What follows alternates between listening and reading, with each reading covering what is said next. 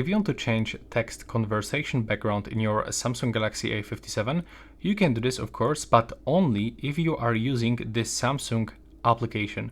If you are using this one from Google, it's actually not possible. So if you don't have this Samsung application, you will have to go into the Galaxy Store, which is available here in the Google folder for some reason. Go for apps, go for search and input Samsung messages, and you should actually download this on your phone. Next, when you open this one, you have to just set this as default. Open your conversation, click on the three dots and go for this one to customize a chat room.